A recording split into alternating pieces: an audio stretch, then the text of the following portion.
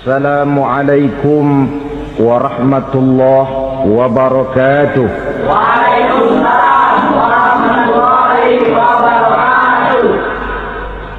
Alhamdulillah wassalatu wassalamu ala sayyidina Rasulillah sayyidina wa maulana Muhammad ibn Abdullah wa ala alihi wa sahbihi wa mawala.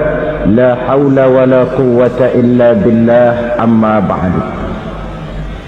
Bapak-bapak, ibu-ibu, saudara-saudara kaum muslimin rahimakumullah. Wa aklar riba, makan riba.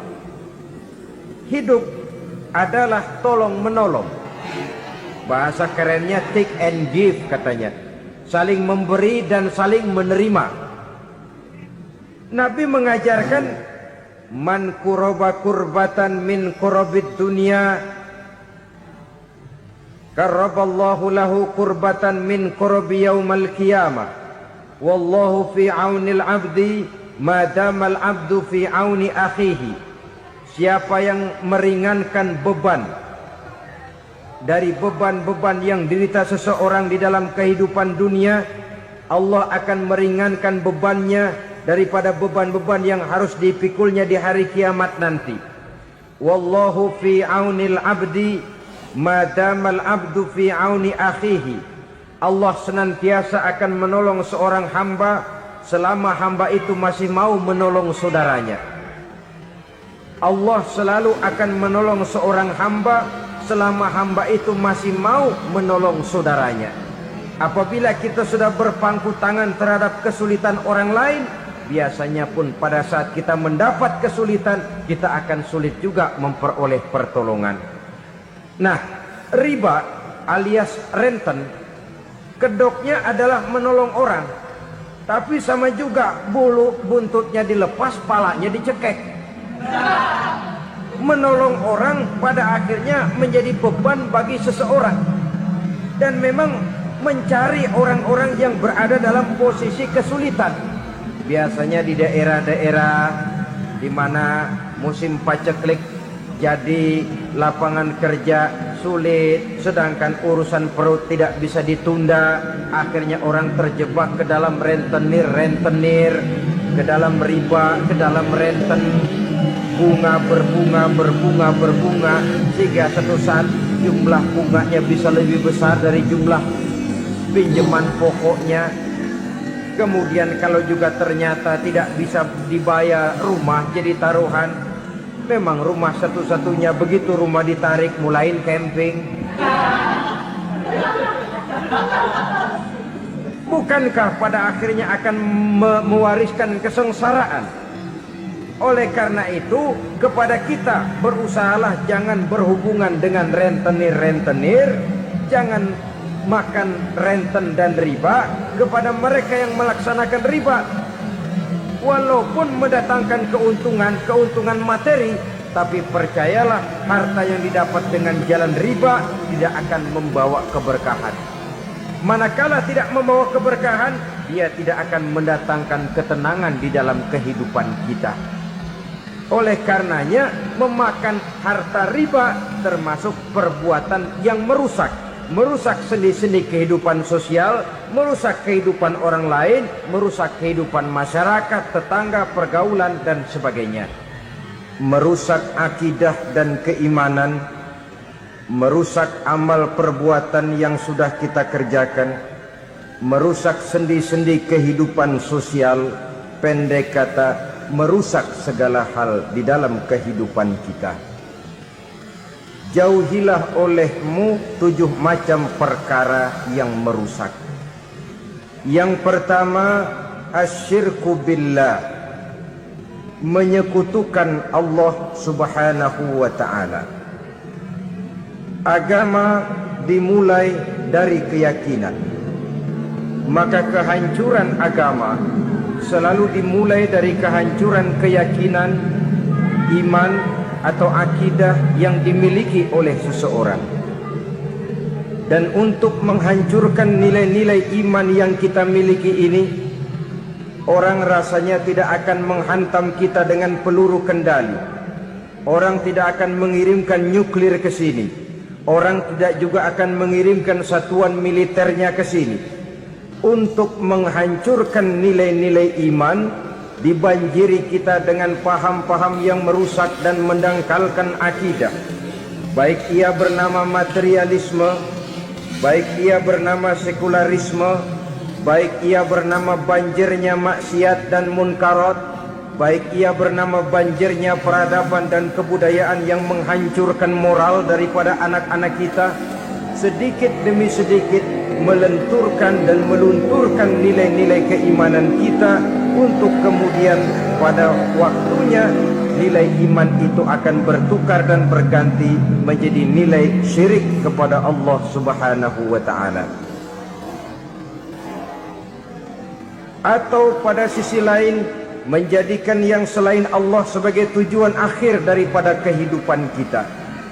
Sedangkan kita sama-sama maklum bahwa di dalam pandangan agama Islam, dosa yang tidak berampun, dosa yang terbesar, termasuk dalam kategori bapak moyangnya dosa, tidak lain adalah syirik, yakni menyekutukan Allah Subhanahu wa ta'ala. Pola penghancuran iman ini memang berstrategi.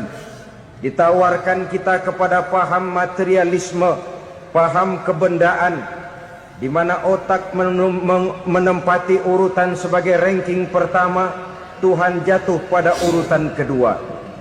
Lalu menyusul kepada paham sekularisme, Allah dipisahkan dari seluruh kegiatan hidup ini, untuk pada gilirannya menjadikan yang selain Allah sebagai tujuan akhir daripada seluruh kegiatan hidup kita. Oleh karenanya, kewajiban menjaga nilai-nilai iman ini merupakan kewajiban yang mulia tetapi berat, tidak hanya untuk kita, tetapi juga bagaimana mewariskannya kepada anak-anak kita, generasi yang akan datang. Orang-orang tua bijaksana yang diceritakan di dalam Al-Quran, kalau sudah berpikir tentang anak-anaknya, pertanyaan yang paling mereka risaukan ialah, ma ta'buduna min ba'di. Anakku, kalau pada satu saat aku, ayahmu sudah tidak ada lagi di dunia ini, meninggalkan kamu semua, ma ta'buduna min ba'di, apa yang akan kamu sembah nak? Jikalau sekarang ayahmu masih mau ke masjid, masih mau melakukan rukuk dan sujud, masih beribadah menyembah Allah Subhanahu wa ta'ala, kalau orang tuamu sudah tidak ada, ma ta'buduna min ba'di, masihkah engkau mau datang ke masjid? Masihkah engkau mau rukuk dan sujud? Masihkah engkau mau menyembah Allah Subhanahu wa ta'ala? Pertanyaan ini yang dipikirkan oleh Nabi Yakub kepada putra-putranya. Pertanyaan ini yang diteruskan oleh Nabi Ibrahim kepada anak-anaknya. Pertanyaan ini yang diwariskan oleh generasi ulama salafus saleh kepada para generasi berikutnya. Bagaimana kita generasi sekarang? Kita orang-orang tua sekarang bukan berfikir ma ta'buduna min ba'di, malah yang kita pikirkan ma ta'kuluna min ba'di. Kalau bapak tidak ada nanti kamu makan apa nak? Perkara kamu nyembah apa, urusan nomor 18. Yang penting kamu nanti hidup bisa makan nak. Maka kita sibuk mewariskan harta kepada anak-anak kita. Kita sibuk mewariskan kebun dan tanah kepada anak-anak kita. Kita sibuk mewariskan pabrik kepada anak-anak kita, sementara kita lupa mewariskan intan yang paling mahal, mewariskan mutiara yang paling berharga, yaitu nilai iman kepada Allah Subhanahu wa ta'ala. Alangkah baiknya apabila warisan harta, warisan tanah dan kebun, warisan rumah dan pabrik didasari lebih dahulu dengan mewariskan nilai iman kepada Allah Subhanahu wa ta'ala. Sebagai orang-orang tua, kita boleh bersedih kalau anak kita tidak mengerti komputer. Kita boleh bersedih kalau anak kita tidak mengerti matematika. Kita boleh bersedih kalau anak kita tidak mengerti bahasa Inggris. Tapi sewajarnya lebih bersedihlah kita orang tua jikalau mempunyai anak yang tidak kenal Allah sebagai Tuhannya, yang kemudian tidak mau rukuk dan sujud kepada Allah Tuhannya, itulah kemalangan yang paling malang bila kita meninggalkan generasi yang tidak bertauhid kepada Allah Subhanahu wa ta'ala. Betapapun anak kita tidak ngerti komputer, saudara, paling-paling kerugiannya cuma kerugian dunia. Masuk dia ke alam barzakh, Munkar Nakir tidak akan sempat tanya kau belajar komputer apa tidak. Kumpul dia di padang mahsyar, malaikat juga tidak akan tanya matematikamu nilainya berapa. Yang ditanya kau kenal Allah, kau rukuk dan sujud kepadanya, kau pernah datang ke masjid. Oleh karena itu sekali lagi, menjaga nilai iman tidak hanya untuk kita, tetapi juga mewariskannya kepada anak-anak kita, generasi yang akan datang. Sungguh kemalangan yang paling besar apabila kita meninggalkan anak-anak kita. Mereka kita tinggalkan lemah ekonominya, itu tidak baik. Mereka kita tinggalkan lemah otaknya, itu pun akan membuat mereka tertinggal oleh yang lain. Tapi yang paling celaka, jikalau kita tinggalkan mereka dalam kondisi lemah imannya, rapuh akidahnya, tidak baik dan tidak betul keyakinan hidupnya. Oleh karena itu, Nabi berpesan, jauhilah 7 perkara yang merusak. Yang pertama, syirik kepada Allah Subhanahu wa ta'ala.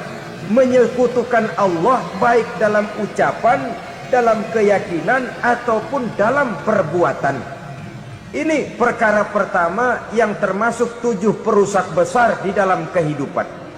Kalau sudah jatuh kita ke lembah syirik, bagaimanapun banyak kebaikan yang kita kerjakan, berjiwa sosial, bertangan pemurah, gemar menolong orang lain, kalau memang dasarnya syirik, maka seluruh kebaikan kita akan hancur, tidak akan ada nilainya dalam pandangan Allah Subhanahu wa ta'ala. Dalam pandangan manusia, mungkin kita dicatat sebagai orang sosial, gemar menolong orang lain, tidak berpangku tangan melihat orang yang mendapat kesulitan. Tapi oleh karena dasarnya syirik, dasarnya tidak mentauhidkan Allah, maka seluruh nilai kebaikan yang kita kerjakan tidak akan ada nilainya dalam pandangan Allah Subhanahu wa ta'ala. Maka jagalah iman kita, jangan sampai dihinggapi penyakit syirik yang bagaimana kecilnya sekalipun. Sekali lagi, baik syirik dalam bentuk ucapan, syirik dalam bentuk keyakinan, sampai kepada syirik dalam bentuk perbuatan, kita berhindar kepada sifat-sifat yang sedemikian itu. Karena apa? Dalam satu ayat Quran Allah Subhanahu wa ta'ala menjelaskan, innallaha la yaghfiru ayyushraka bih wa yaghfiru ma duna dzalika liman yasha. Allah tidak akan memberi ampun kepada orang-orang yang menyekutukannya, tapi Allah masih mau memberikan ampun kepada dosa-dosa yang selain itu bagi orang-orang yang dikehendakinya.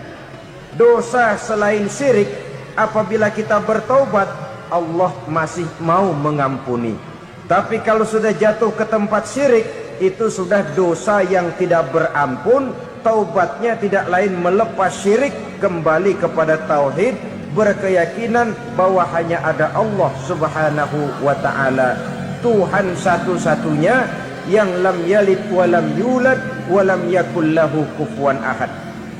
Tidak beranak, tidak pula diperanakkan, dan tidak satupun yang dapat menyerupai Tuhan Allah Subhanahu wa ta'ala. Saudara-saudara kaum muslimin rahimakumullah, bahwa kita di zaman sekarang memang tidak menyembah berhala, ya. Bahwa kita tidak berterang-terangan mengatakan Tuhan lebih dari satu, memang. Bahwa kita tidak berkeyakinan Tuhan itu punya anak atau diperanakkan, tentu. Tapi dalam perbuatan dan i'tiqad, kita kadang-kadang jatuh tanpa kita sadari ke tempat yang bernama syirik ini. Oleh karenanya, di zaman di mana teknologi makin canggih, di mana kemajuan pembangunan makin menjangkau berbagai aspek kehidupan, diperlukan keseimbangan antara kemajuan fisik material dengan kemajuan mental spiritual. Apabila tidak ada keseimbangan yang terwujud, tentulah kepincangan yang diawali dengan pincangnya cara kita berpikir, sehingga pada akhirnya akan mengarah kepada pincangnya cara kita berbuat dan bertindak di dalam kehidupan kita. Oleh karena itu Nabi berpesan, jauhilah sifat syirik, karena syirik merupakan dosa yang teramat besar. Ini sifat merusak yang pertama. Yang kedua, kata Nabi, wasihra, jauhilah sihir. Sihir ini juga termasuk perkara yang merusak kehidupan. Kita semua sama-sama maklum bahwa sihir sebenarnya bukan persoalan baru. Sejak sebelum datang Islam, sihir itu sudah ada. Di zaman Yunani kuno, sihir ada. Di zaman Mesir kuno, di zaman Cina kuno, dan yang lain-lain yang serba kuno, sihir itu sudah ada. Bahkan para nabi pun, para rasul yang diutus oleh Allah Subhanahu wa ta'ala, senantiasa berhadapan dengan ahli-ahli sihir untuk menguji kebenaran dari misi yang mereka bawa. Sihir adalah perbuatan di luar kebiasaan yang bisa dikerjakan oleh ahlinya dengan bantuan jin atau setan. Hukum mempelajari sihir adalah haram, mengamalkannya lebih haram lagi. Sebab itu saudara-saudara, sihir merupakan perbuatan merusak yang harus kita jauhi. Ciri-ciri daripada perbuatan sihir, pertama, ia mengandung tipuan, bayangan khayal. Di zaman Nabi Musa misalnya, orang melihat tambang-tambang itu seperti ular. Nabi Musa melayangkan tongkatnya menjadi ular-ular besar yang memakan ular-ular kecil ciptaan tukang-tukang sihir Fir'aun tadi. Lalu sihir bisa terjadi dengan bantuan jin kafir atau setan. Kemudian ciri yang ketiga, sifatnya halus dan tersembunyi. Taruh kata ada seorang ahli sihir yang mempergunakan ayat-ayat Quran sebagai jompa jampe, sebagai baca-bacaan, itu cuma sekedar kedok. Tujuannya tidak lain menjadikan agama sebagai ketok untuk membenarkan cara yang dimurkai oleh Allah Subhanahu wa ta'ala. Satu hadis yang diriwayatkan oleh Imam Bazar dan Tabrani, Nabi berpesan, laisa minna man tatayyara lahu au takahhana au tukuhhina lahu au sahira lahu. Tidak termasuk ke dalam golonganku, kata Nabi. Tidak termasuk umatku. Siapa mereka? Man tatayyara lahu, orang yang bertatoyur. Apa tatoyur itu? Dari kalimat toyaro, artinya terbang. Toir biasa diartikan dengan burung. Tatoyaro percaya kepada suara-suara burung. Man tatoyaro lahu, mempercayai, meyakini dengan benar-benar kepada suara beburungan. Kan suka ada itu, nah bunyi burung tuh, maling liwat. Maling liwat. Burung bunyi, maling liwat. Itu termasuk tatoyaro lahu, percaya kepada suara burung. Kan aneh kalau suara orang nggak dipercaya, suara burung malah dipercaya. Ada ustadz ceramah, kiai ngaji, nggak mau didengerin, burung dengerin bener. Nah, suaranya dari sebelah mana? Belah kulon. Nah, itu tandanya ano. Habis dihitung-hitung, itu termasuk tatoyaro lahu. Au takahana, atau bertenung, au tukuhina, atau minta ditenungkan, au sahirolahu, atau melakukan perbuatan sihir, atau minta disihirkan. Laisa minna, tidak termasuk ke dalam golonganku, kata Nabi. Sehingga dengan demikian saudara-saudara, menghadapi sihir dengan sihir sekalipun termasuk perbuatan yang tidak diajarkan oleh agama. Kita kan mempelajari sihir untuk jaga diri. Tidak apa-apa. Yang dilarang mengamalkannya, dilarang juga mempelajarinya. Sebab orang kalau sudah mengetahui, biasanya lalu terangsang untuk mencoba. Kalau percobaannya berhasil, biasanya terangsang untuk coba lagi dan coba lagi. Pada akhirnya ketagihan, lalu beralih menjadi profesi, apalagi itu nanti bisa mendatangkan hasil uang. Saudara-saudara kaum muslimin rahimakumullah, kita manusia makhluk nyata. Kita hidup di alam nyata, terikat oleh sunnatullah, causality. Oleh karenanya, bagi kita keyakinan yang penuh, keikhlasan di dalam bertuhankan Allah, penyerahan diri sepenuhnya hanya kepadanya, itu sudah merupakan obat penangkal yang sangat ampuh agar kita tidak terkena penyakit-penyakit yang dibuat oleh setan dan para pembantunya.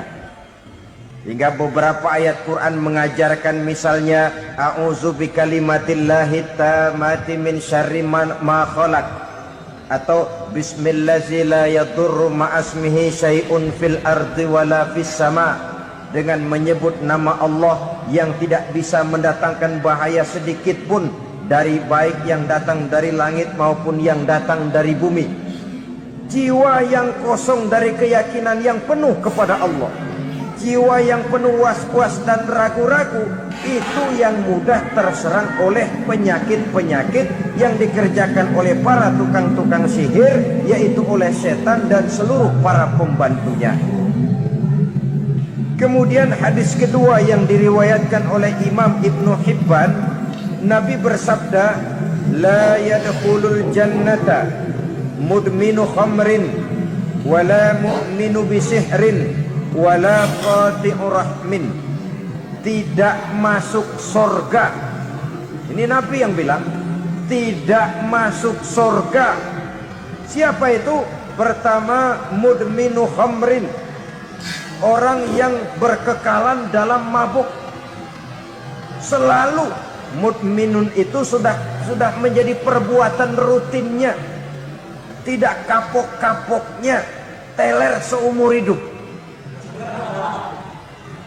Mudminu khamrin, tidak masuk surga orang yang selalu bermabuk-mabukan. Yang kedua, wala mu'minu bisihrin, orang mukmin tapi main sihir. Ini juga oleh Nabi diperingatkan, tidak akan masuk surga orang mukmin tapi suka main sihir. Wala qati'u rahmin, dan tidak juga orang yang memutuskan silaturahmi. 3 macam manusia yang diperingatkan Nabi tidak akan masuk surga: orang yang selalu mabuk, orang mukmin yang main sihir, dan orang yang memutuskan silaturahmi. Saudara-saudara kaum muslimin rahimakumullah. Lalu orang berkata, kenapa dilarang kita bersihir padahal Rasul sendiri kan punya mukjizat? Nah, kita memang harus membedakan antara mukjizat dengan sihir. Dalam kehidupan agama kita kenal ada yang namanya mukjizat, ada yang namanya karomah atau keramat biasa diucapkan, ada yang namanya maunah, ada yang namanya irhas, ada juga yang namanya sihir. Kesemuanya ini berbeda, saudara-saudara. Yang dinamakan mukjizat itu khusus untuk para rasul saja. Satu kejadian luar biasa yang terjadi dilakukan oleh Rasul atas izin dari Allah Subhanahu wa ta'ala. Perbedaannya dengan sihir jelas. Sihir dari setan, mukjizat dari Allah. Sihir bisa dipelajari, mukjizat tidak. Sihir umumnya untuk maksud-maksud yang tidak baik, sedangkan mukjizat untuk memperkuat kebenaran yang disampaikan oleh para rasul dan ditentang oleh umatnya. Bahkan kafir Quraisy dahulu menganggap orang-orang ahli sihir itu berada dalam satu posisi yang hina, sehingga mereka mengatakan dan menuduh Nabi Muhammad sebagai tukang sihir. Tuduhan sebagai tukang sihir adalah tuduhan yang sangat aib dan hina. Di tengah masyarakat kufar jahiliyah, kedudukan tukang sihir dipandang sebagai kedudukan yang hina, sehingga mereka mengejek Nabi dengan sebutan tukang sihir. Jadi mukjizat hanya untuk Rasul saja. Kemudian karomah.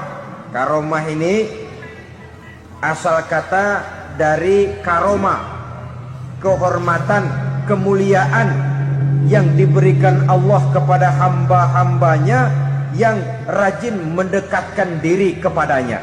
Oleh karena ketekunannya melaksanakan ibadah, Allah memberikan keistimewaan kepada orang itu, yang dengan keistimewaannya dia bisa mengerjakan yang tidak bisa dikerjakan oleh orang lain. Karomah hanya bisa dicapai dengan prestasi ibadah. Kalau sihir, mau ibadah apa enggak, asal dia belajar, bersatu dan berteman dengan setan, memenuhi persyaratan-persyaratan setan, biasanya lalu bisa. Sedangkan karomah tidak mungkin terwujud tanpa orang mendekatkan diri sedekat-dekatnya kepada Allah Subhanahu wa ta'ala. Maka kita lihat biasanya orang-orang yang punya ilmu sihir, mukanya rata-rata nggak enak dilihat. Gumuh, jauh dari air wudhu, jauh dari sujud kepada Allah, malah berteman dengan setan, menjadi pelayan-pelayannya setan. Saudara-saudara, adapun maunah, keistimewaan yang diberikan Allah kepada hamba-hambanya yang belum sampai kepada tingkat wali, tapi orang itu lebih banyak kebaikannya daripada kesalahannya. Umpamanya, saudara jalan bertiga di pinggir jalan, saudara ada pada posisi di tengah, lalu bertiga ini ketabrak mobil.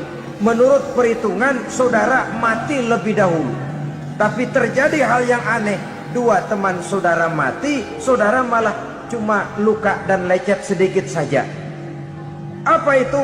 Kalau kita lebih banyak kebaikannya daripada kesalahannya, itu yang dinamakan maunah, pertolongan yang diberikan Allah kepada hamba-hambanya yang lebih banyak kebaikannya daripada kesalahannya. Sedangkan yang dinamakan irhas, kejadian luar biasa pada diri seseorang pada waktu dia masih kecil, yang menunjukkan tanda-tanda keistimewaannya. Itu umumnya pada para nabi pada usia kecilnya sudah ada irhas, tanda-tanda istimewa. Jelas baik mukjizat, karomah, maunah maupun irhas berbeda dengan sihir. Sihir ini jelas saja merupakan bantuan dan persekutuan antara manusia dengan setan.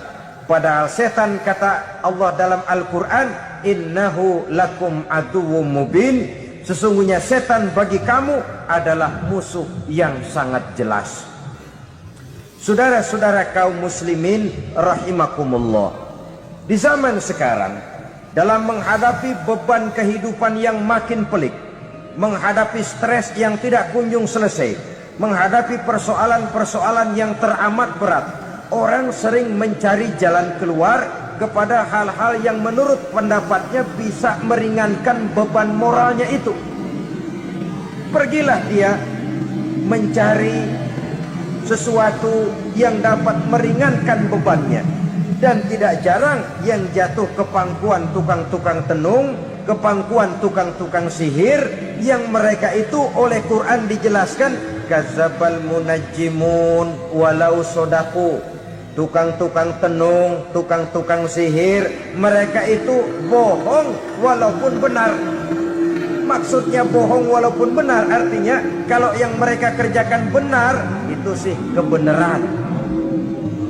Benar dengan kebenaran itu lain. Kebenaran, kebetulan bisa, tapi tidak untuk selalu. apalagi kalau itu sudah membahayakan kehidupan orang lain. Jadi oleh karena itu Nabi berpesan, jauhilah daripada sihir. Kalau sudah jauhilah dari sihir, artinya ya jauhilah daripada mempelajarinya, jauhilah daripada bergaul dengan orang-orang yang ahli di bidang itu, karena dari pergaulan segalanya bisa menular. Baiklah saudara, ini yang kedua. Yang ketiga pesan Nabi, wa qatlan nafsin lati haramallahu illa bil haq. Membunuh orang lain dengan cara yang tidak benar. Membunuh orang yang diharamkan oleh Allah Subhanahu wa taala untuk melakukannya kecuali dengan alasan yang benar. Kita tahu Islam adalah agama damai. Sesuai dengan namanya, ia tidak dikembangkan dengan pedang dan kekerasan. Ia dikembangkan dengan keteladanan dan tuntunan moral. Oleh karena Islam bukan agama kekerasan, Islam pun tidak mementingkan dan mengajarkan kekerasan kecuali dengan alasan yang benar dan bisa dipertanggungjawabkan. Membunuh dengan sengaja, menghilangkan nyawa orang lain tanpa alasan yang bisa dibenarkan adalah merupakan dosa besar dan satu di antara 7 perkara yang bisa mendatangkan kerusakan dalam kehidupan dan yang hendaknya harus kita jauhi. Saudara-saudara kaum muslimin rahimakumullah, beberapa waktu yang lalu di sebuah kota kecil yang indah bernama New Auckland. Saudara tahu New Auckland? Itu dari Gunung Kidul masih ngidul lagi. Pernah diadakan satu seminar yang membicarakan bagaimana menyelamatkan masyarakat manusia dari bahaya Perang Dunia Ketiga. Diperkirakan kalau terjadi Perang Dunia Ketiga, manusia tidak akan tersisa. Sebab apa? Pada waktu itu cadangan nuklir yang dimiliki oleh bersama Amerika dan Rusia konon sudah sanggup memusnahkan 6 miliar manusia pada saat jumlah manusia baru 5 miliar. Jadi kelebihan nuklir dunia ini. Kalau terjadi Perang Dunia Ketiga, sulit manusia untuk tersisa. Maka dibahaslah di dalam seminar itu, wah, supaya tidak terjadi Perang Dunia Ketiga, maka perlombaan membuat senjata-senjata canggih, alat-alat pembunuh modern harus segera dibatasi. Dibahas, tidak mungkin kita membatasi perlombaan membuat senjata. Kenapa? Makin maju ilmu dan teknologi, makin canggih senjata yang ditemukan. Atom sudah meningkat menjadi nuklir, nuklir sudah meningkat menjadi neutron, dan kita tahu bom yang bernama neutron ini bom yang cukup membunuh tanpa perlu merusak. Artinya kalau dia diledakkan di kota kita ini, bangunan utuh, jembatan tidak ambruk, rumah-rumah tetap berdiri, tapi semua yang bernama hidup mati. Itu katanya lebih sopan dari bom atom. Sebab kalau si atom ini sudah membunuh, merusak pula. Neutron cukup membunuh saja tanpa perlu merusak. Jadi majunya senjata-senjata teknologi sebagai akibat yang logis dari kemajuan ilmu pengetahuan ini tidak bisa kita batasi. Dan memang sebenarnya yang bahaya bukan senjatanya, tapi manusia yang mengendalikan senjata itu. Mereka kembali kepada prinsip the man behind the gun. Bukan senjatanya yang bahaya, tapi manusia yang mengendalikan senjata itu yang bahaya. Walaupun senjatanya modern, katakanlah model M16 umpamanya, kalau yang mengendalikannya orang beriman, insya Allah aman. Tapi biar megang cuma senapan angin, kalau yang megang orang brutal, ngeri kita deket-deket. Apalagi kalau memang bukan ahlinya menggunakan senjata, bisa ngeker kaki kena jidat.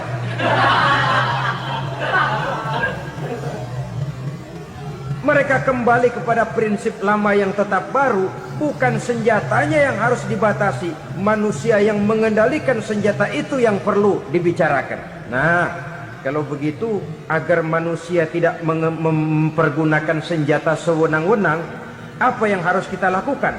Ya, manusianya harus bermoral. Ya, tapi moral yang mana? Di dunia ini banyak ajaran tentang moral.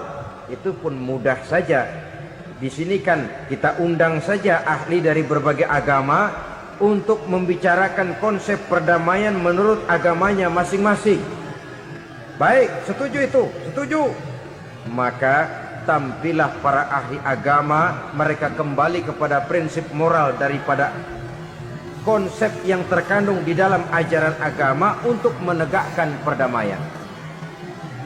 Mula-mula naiklah ahli dari agama Hindu, dibacakan konsep perdamaian menurut ajaran agama Hindu, bahwa untuk damai manusia harus meninggalkan nafsu keduniaannya, menempuh samsara dan sebagainya untuk mencapai nirwana, menjauhi kemegahan dan kemewahan dunia. Ini lalu dibahas, rasanya juga tidak mungkin ini.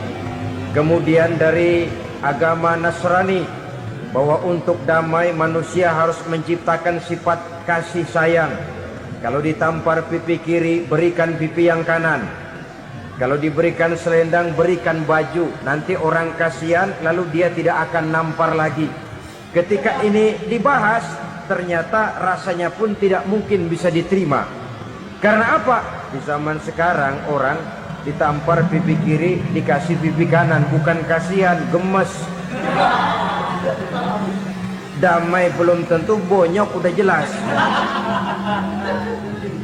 Lalu ketika dibacakan konsep perdamaian menurut Quran, di mana disampaikan ayat wa jazaa'u sayyi'atin sayyi'atun misluha faman afa wa aslaha fa ajruhu 'ala Allah. Balasan terhadap satu kejahatan adalah kejahatan yang seimbang. Tetapi barang siapa yang memberi maaf dan mencari jalan damai, itulah yang terbaik dan akan mendapat pahala dari Allah Subhanahu wa ta'ala. Kamu tidak salah ditampar pipi kirimu, tampar lagi pipi kirinya sekeras dia menampar pipi kirimu. Nanti orang tidak mau menampar kita karena dia tahu kalau dia tampar kita, dia akan menderita tamparan sekeras dia menampar kita. Akan terjadilah prinsip saling hormat menghormati, tidak saling ganggu, tidak saling usil, tidak saling jahil. Atas dasar ini perdamaian bisa ditegakkan. Mereka bisa menerima konsep ini, tapi kemudian seminar ditutup tanpa satu keputusan resmi. Kenapa?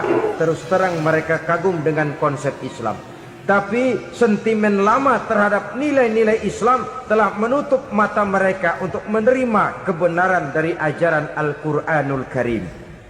Saudara-saudara kaum muslimin rahimakumullah, kembali kita kepada persoalan pokok. Roh adalah dari Allah. Dia akan kembali kepada Allah, milik mutlak dari Allah. Tidak pantas kita merampasnya dari orang lain. Tidak wajar kita menghilangkannya tanpa alasan yang dibenarkan oleh agama. Di zaman sekarang, akibat persaingan hidup yang makin tajam, lapangan kerja yang makin sulit, tensi ekonomi yang makin tinggi, atau karena nilai moral yang makin rendah, atau juga karena rapuhnya pegangan orang kepada agama, nyawa rasanya sudah sedemikian murahnya. Berbagai kasus membuat berdiri bulu roma kita. Ada mayit, ada manusia dipotong 6, dicincang macam kambing. Ada yang dipotong 5, ada yang dipotong 13, dikardusin, dibuang ke tempat sampah. Inna lillahi wa inna ilaihi raji'un. Gejala apa ini? Kanibalisme. Manusia sudah demikian sadisnya, manusia sudah sedemikian buasnya, sehingga sesama manusia diperlakukan seperti hewan. Padahal hewan sendiri belum pernah macan makan macan, bagaimanapun buasnya macan. Belum pernah serigala memakan serigala, bagaimanapun brutalnya serigala. Tetapi manusia makan manusia di zaman sekarang kadang jadi kenyataan dalam kehidupan kita. Kadang persoalannya remeh saja. Soal uang 200 perak, pisau bicara, nyawa melayang. Soal rokok sebatang, celurit bicara, nyawa melayang. Soal-soal yang sama sekali tidak prinsip, begitu mudah kita menghilangkan nyawa orang lain. Padahal Nabi pernah memperingatkan, apabila dua orang muslim sudah berkelahi dan berbunuh-bunuhan, al-qatil wal maktul finnar, yang membunuh dan yang terbunuh dua-duanya neraka. Sahabat heran, ya Rasul, kalau yang membunuh masuk neraka itu sih wajar, tapi yang terbunuh kenapa neraka juga? Beliau menjawab, dua-duanya sudah punya niat untuk saling membunuh. Niatnya itu yang diponten. Yang terbunuh cuman lagi apes aja, keduluan dia. Umpama tidak terbunuh, pasti dia yang akan membunuh. Oleh karenanya al-qatil wal maktul, yang membunuh dan yang dibunuh finnar, dua-duanya masuk ke dalam neraka. Islam menghormati kehidupan. Tidak hanya terbatas kepada sesama muslim, orang-orang yang berlainan agama pun yang mau hidup berukun, damai, berdampingan dengan umat Islam, jiwa mereka, darah mereka dilindungi oleh nilai-nilai Islam yang disebut dengan kafir zimmi ini. Mengganggu mereka sama saja dengan mengganggu aku, kata Nabi. Jadi oleh karena itu, sayangilah sesama. Kehidupan adalah anugerah Allah, bukan wewenang kita untuk mencabutnya dari orang lain, bukan wewenang kita untuk merampas dan menghilangkannya dari orang lain. Apa yang tidak enak terjadi pada diri kita, begitu pula lah apabila terjadi pada diri orang lain. Sehingga Nabi mengatakan, la yu'minu ahadukum hatta yuhibba li akhihi ma yuhibbu li nafsihi. Belum dikatakan beriman seseorang kamu apabila dia belum mencintai saudaranya seperti ia mencintai dirinya sendiri. Apa yang enak dirasakan oleh orang lain, enak juga dirasakan oleh dia. Mengukur orang lain dengan diri sendiri. Kalau orang lain tanpa salah saya fitnah, kalau saya tanpa salah difitnah orang, enak apa enggak? Enggak, orang lain juga begitu. Kalau orang lain tanpa salah saya tempeleng kepalanya, enak apa tidak? Tidak. Orang lain juga begitu. Yang tidak enak terjadi pada diri kita, tentu tidak enak juga kalau terjadi pada orang lain. Mengukur orang lain dengan diri sendiri, sehingga tidak timbul sifat egois, tidak menari di atas bangkai orang lain, tidak mendirikan kebahagiaan di atas untayan air mata orang lain.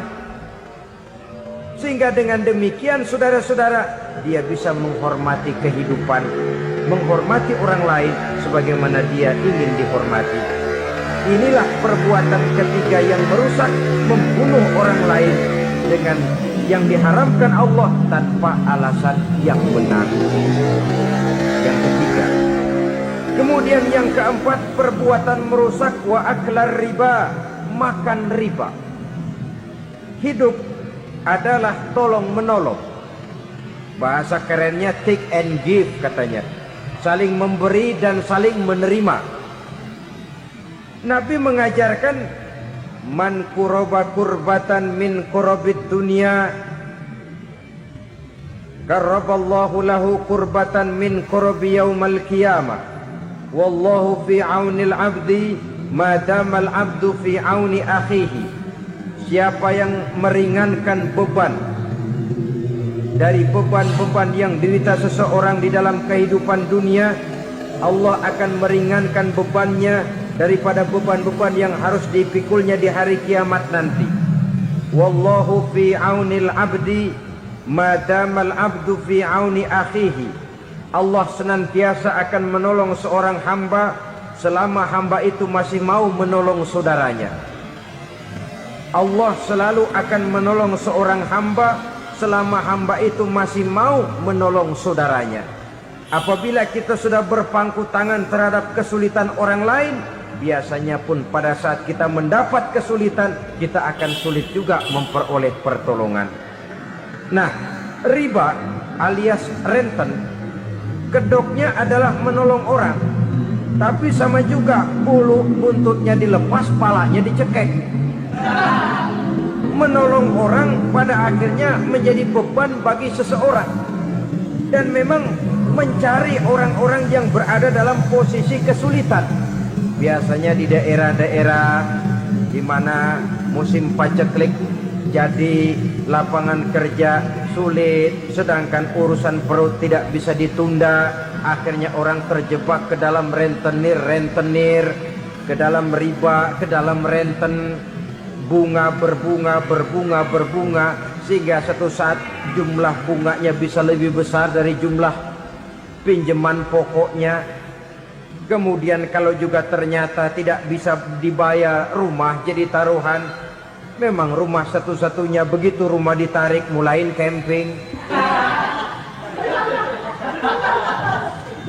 Bukankah pada akhirnya akan mewariskan kesengsaraan? Oleh karena itu, kepada kita berusahalah jangan berhubungan dengan rentenir, jangan makan renten dan riba. Kepada mereka yang melaksanakan riba, walaupun mendatangkan keuntungan materi, tapi percayalah, harta yang didapat dengan jalan riba tidak akan membawa keberkahan. Manakala tidak membawa keberkahan, dia tidak akan mendatangkan ketenangan di dalam kehidupan kita. Oleh karenanya, memakan harta riba termasuk perbuatan yang merusak sendi-sendi kehidupan sosial, merusak kehidupan orang lain, merusak kehidupan masyarakat, tetangga, pergaulan, dan sebagainya. Yang kelima, wa akla malil yatim, memakan harta anak yatim dengan cara yang zalim. Nih, memang lezat. Anak yatim itu nggak tahu urusan apa-apa. Kita diamanahkan untuk mengurusinya. Kadang-kadang dibentuklah panitia penyantunan yatim piatu. Yatimnya mah tetap kelaparan, panitianya yang pada gendut.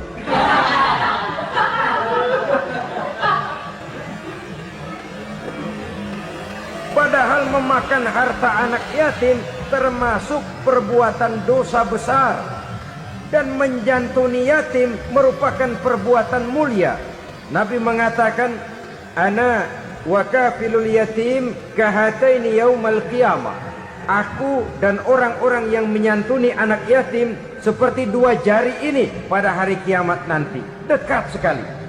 Jikalau ingin di hari akhir nanti dekat dengan Rasul, bersahabatlah dengan anak-anak yatim. Jadilah pengurus anak-anak yatim. Bangunlah panti-panti asuhan yatim. Pada saat bapak ibunya meninggal, kitalah yang menjadi orang tuanya.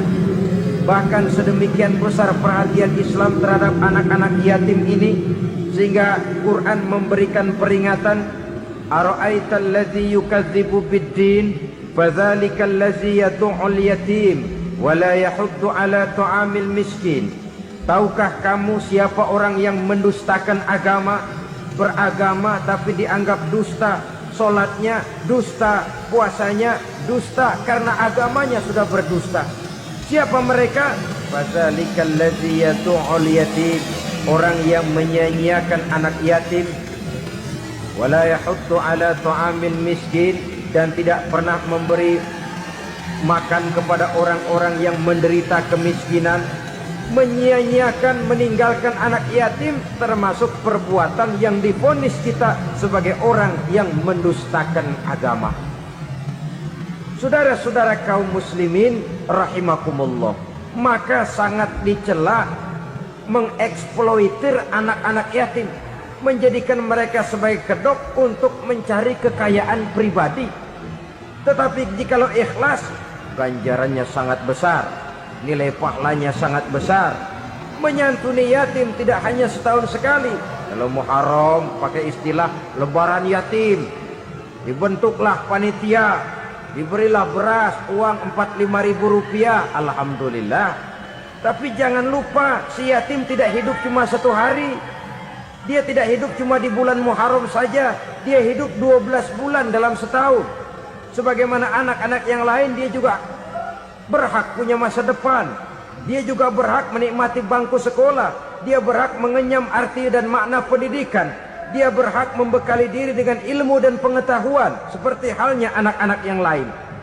Maka kita yang diberikan keluasan oleh Allah, ingatlah itu, bersahabatlah dengan anak-anak yatim, santuni mereka. Perkara setahun sekali di bulan Muharram, alhamdulillah, itu bagus, bin Thayyib alias baik. Tapi tentu dan tentu sekali lagi, si yatim tidak hanya hidup di bulan Muharram. Dia hidup 12 bulan dalam setahun, 24 jam di dalam sehari. Oleh karenanya, menyia-nyiakan mereka pada saat posisi kita memang mampu akan memojokkan kita dalam satu posisi di mana kita dianggap sebagai orang yang mendustakan agama, memakan harta anak yatim dengan cara yang zolim. Bapaknya udah meninggal, kebunnya lebar, anaknya dikelecehin. Nah, dah kamu gak usah pusing, nanti saya yang ngurus. Akhirnya bukan ngurus, nguras. Si yatim mungkin tidak tahu bahwa dia disia-siakan, haknya diambil, miliknya dizolimi. Tapi Allah yang akan membalasnya dengan seadil-adilnya. Maka makan harta anak yatim biasanya balasannya tokcer bin paten. Gak banyak selang tempo itu, gak percaya cobain dah. Nyobain aja kan gak bayar, umpama memakan harta anak yatim dengan cara yang zolim, ganjarannya biasanya kontan. Kenapa? Ratapan si miskin, untayan air matanya, jeritan kepedihan hatinya, membuka pintu langit, permohonannya diijabah, getaran hatinya didengarkan oleh Allah. Maka balasannya biasanya kontan, spontan, tidak menunggu waktu terlalu lama. Itu di dunia, belum lagi di akhirat nanti. Bukankah dalam riwayat Mi'raj diceritakan Nabi melihat di neraka itu orang perutnya sebesar rumah? La haula wala quwata. Itu perut kayak rumah, bagaimana jalannya tuh orang? Dan memang gak jalan, diseret-seret oleh malaikat di neraka itu. Hancur perutnya, amburadul itu perut. Berantakan isinya, dibulatkan lagi, diseret lagi, hancur lagi, dibulatkan lagi. Sampai Nabi tanya, orang itu begitu berat siksanya kenapa ya Jibril? Itu Muhammad, waktu di dunia dulu rakus banget makan harta anak yatim. Begitu vonisnya, begitu menyedihkan nasibnya di akhirat. Tapi di dunia pun ketidakberkahan itu sudah membayangi kehidupannya. Oleh karena itu, kepada saudara-saudara yang mendapat titipan anak yatim, berbahagialah, karena semulia-mulia rumah adalah rumah yang di dalamnya ada anak yatim yang disantuni. Sehina-hina rumah adalah rumah di mana di dalamnya ada anak yatim yang disia-siakan. Begitu kata Nabi kita. Rumah yang paling mulia dalam pandangan Allah, rumah yang di dalamnya ada anak yatim yang disantuni. Rumah yang paling hina dalam pandangan Allah, rumah yang di dalamnya ada anak yatim yang nasibnya disia-siakan. Berbahagialah saudara apabila menjadi penyantun anak-anak yatim, pelindung mereka, sehingga mereka mempunyai masa depan sebagaimana anak-anak lainnya. Rasulullah sendiri sedemikian peka terhadap keadaan anak-anak yatim karena beliau sendiri memang mengalami. Umur 6 bulan dalam kandungan ibu, beliau sudah ditinggalkan oleh ayahnya. Pada saat berusia 6 tahun, ibu sudah meninggal. Yatim piatu dalam usia di mana beliau sedang perlu belas kasih seorang ibu dan pengertian seorang bapa. Kepekaan itu lalu timbul, bahkan kemudian sampai kepada beliau berkata, aku dan orang yang menyantuni anak yatim seperti jari tengah dan jari telunjuk di hari akhirat nanti. Sedemikian dekatnya. Baiklah ya, jadi yang kelima, memakan harta anak yatim. Jauhi karena ini perbuatan yang merusak. Yang keenam, watawalli yaumaz zahfi, melarikan diri pada hari pertempuran. Apa ini? Khianat, tidak konsekuen dengan konsep perjuangan. Pada mulanya keras benar teriak berantas korupsi, ganyang korupsi, cuma karena belum dapat giliran. Begitu dia naik dapat kesempatan, korupsinya lebih edan dari yang diteriakinya. Ini termasuk tawalli yaumaz zahfi, berpaling pada hari peperangan.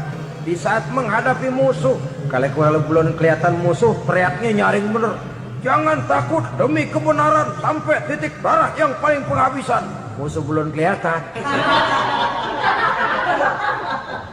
Begitu musuh sudah kelihatan, paling dulu lari ke belakang.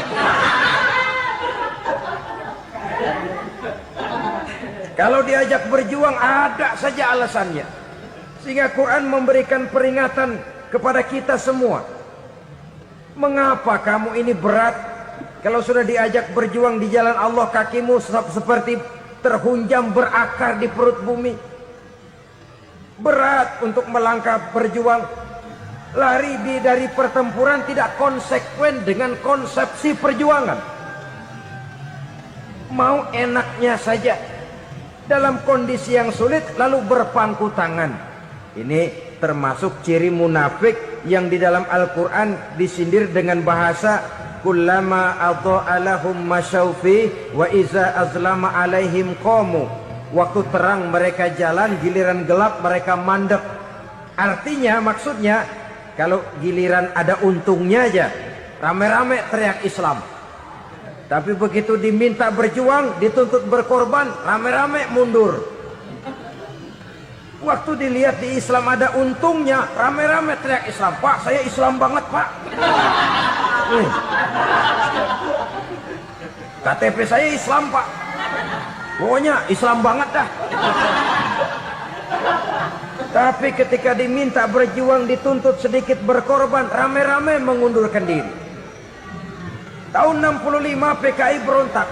Waduh, waktu itu jadi orang Islam untung itu. Nggak dikejar-kejar, aman. Masjid rame, mobil-mobil mewah parkir di depan musola dan masjid. Kenapa? Waktu itu asal udah ke masjid aman. Islam selamat, untung. Tapi begitu keadaan aman, yang parkir di musola sepeda butut melulu.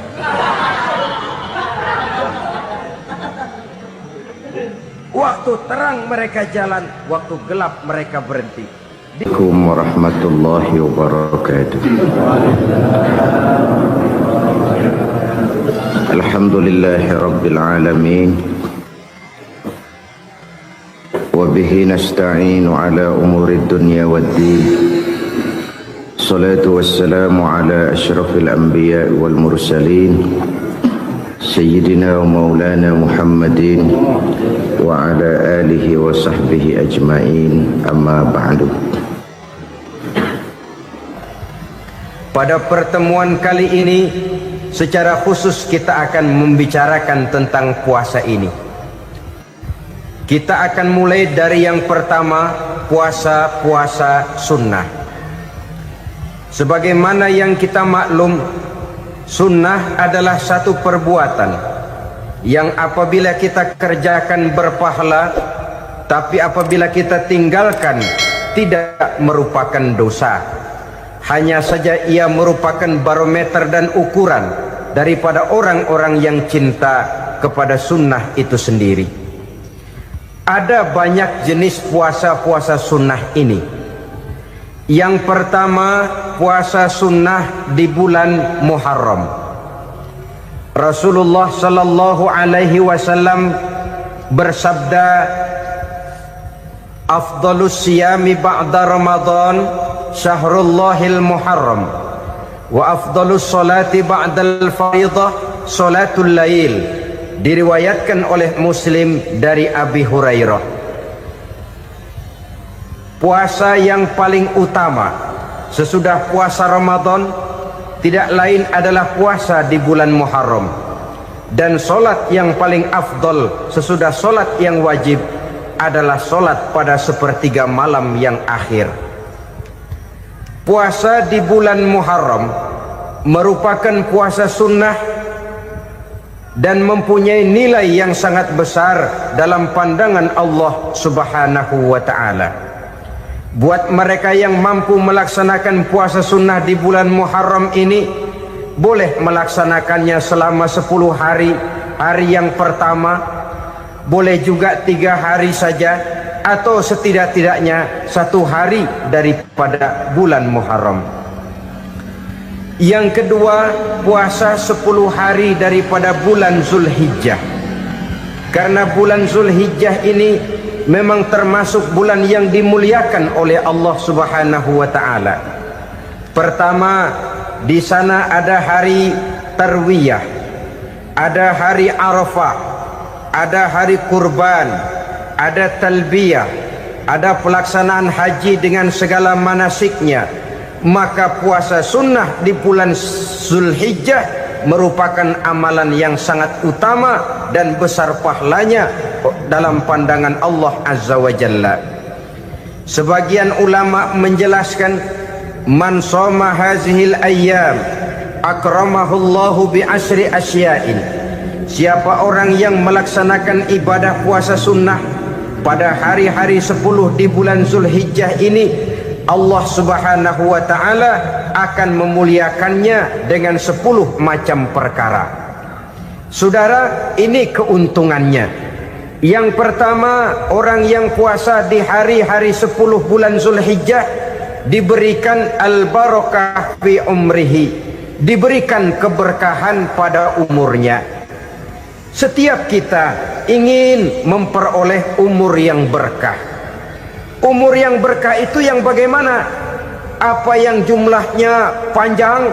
Mungkin.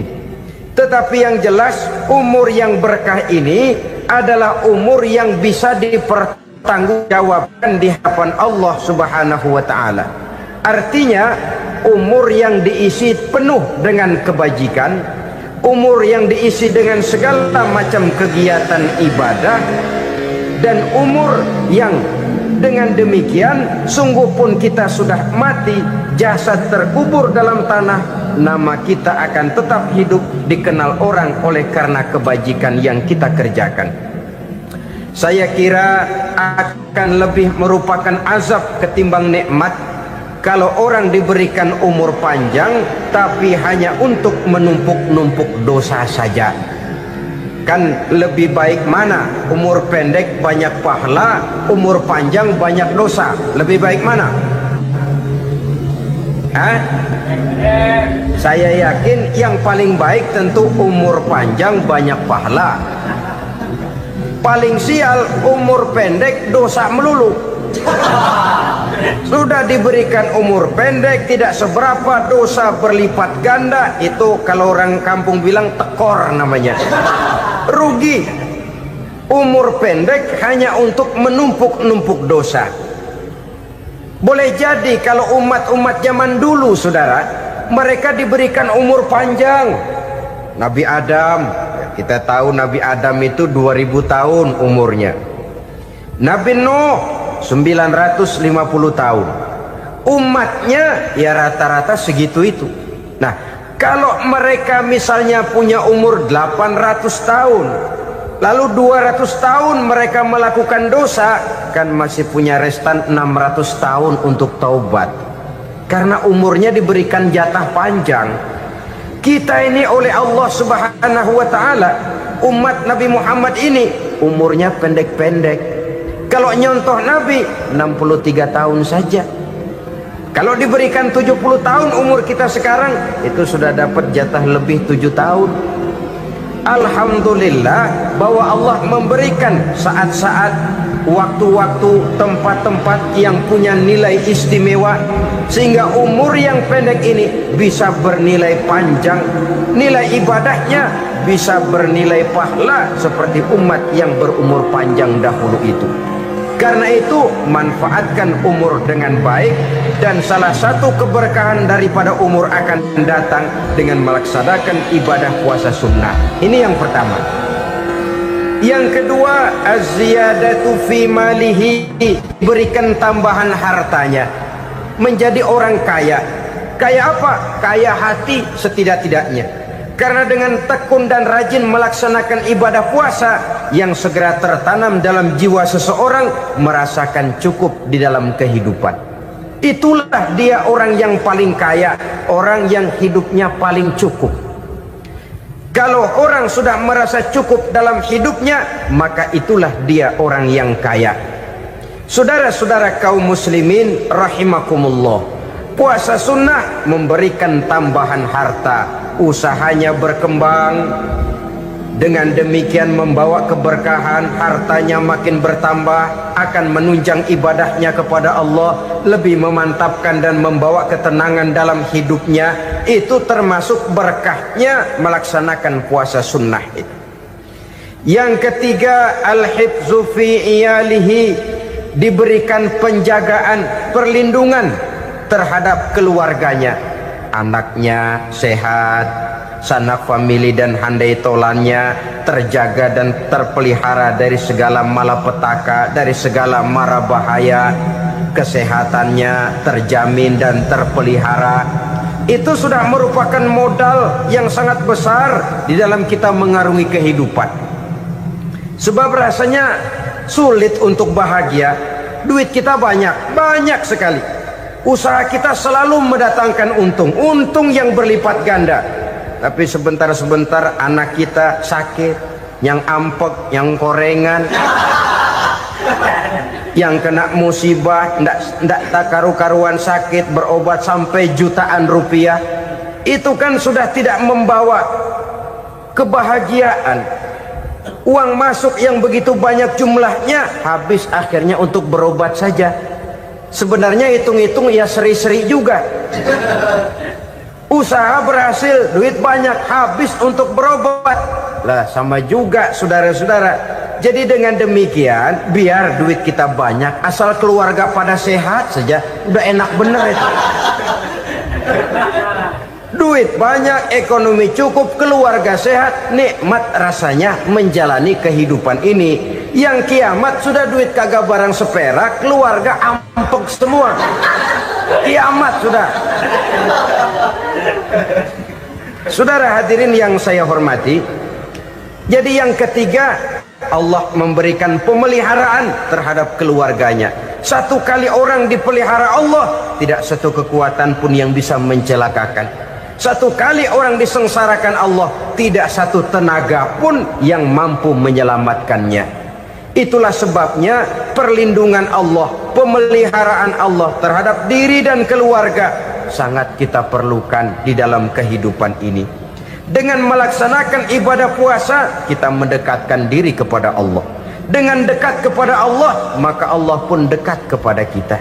Sehingga dalam hadis qudsi dikatakan, ta'arraf ilallahi firraha ya'rifka fi syiddah. Ingatlah kepada Allah di waktu kamu senang, agar Allah ingat kepada kamu di waktu kamu susah.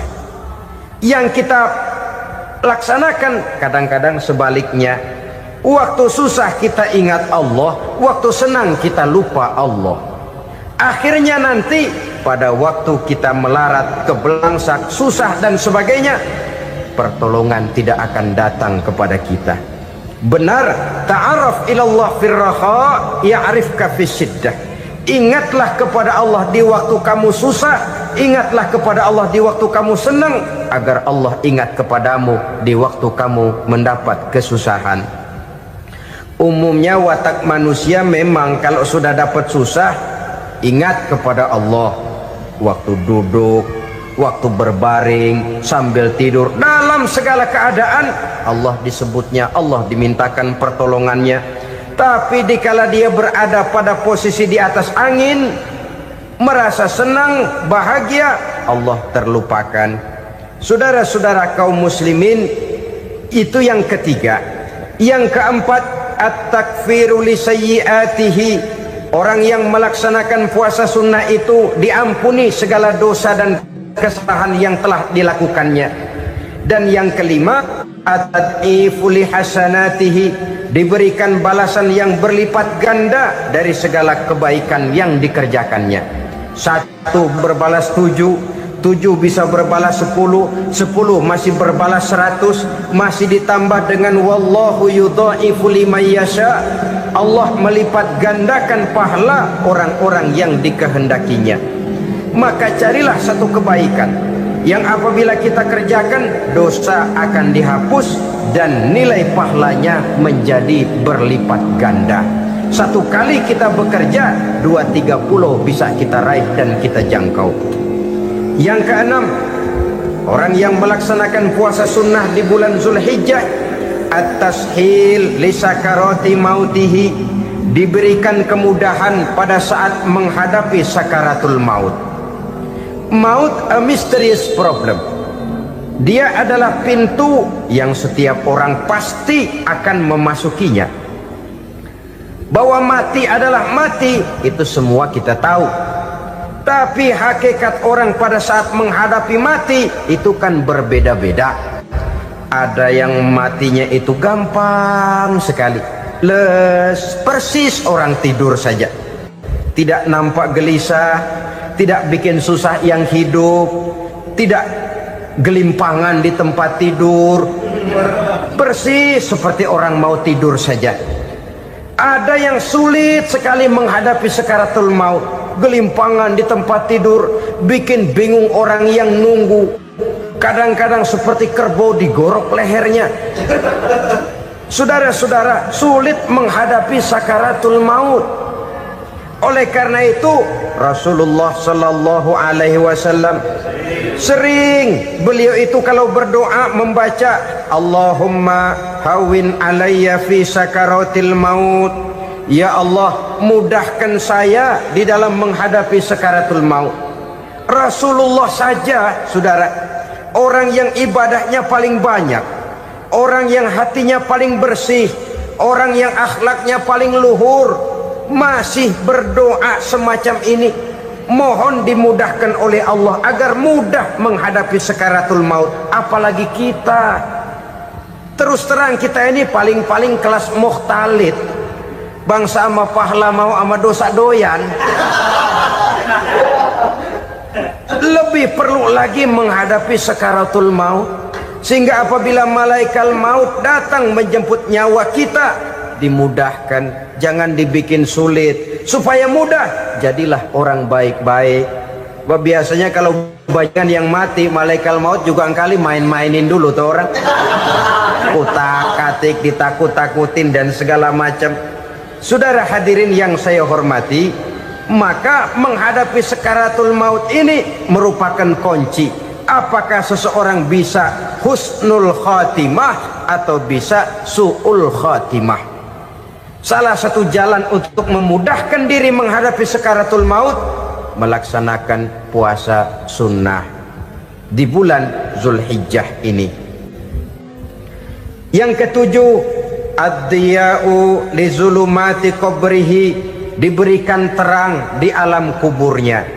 Kubur, saudara tahu, saudara tentu sering lihat orang dimasukkan ke liang lahat, ditutup dengan papan, dinding ari kata kita di kampung, lalu diuruk lagi dengan tanah. Dalamnya liang lahat, gelapnya liang lahat, gelapnya diuruk dengan tanah, gelapnya di dalam kubur, 3 gelap yang menjadi satu. Bapak moyangnya gelap.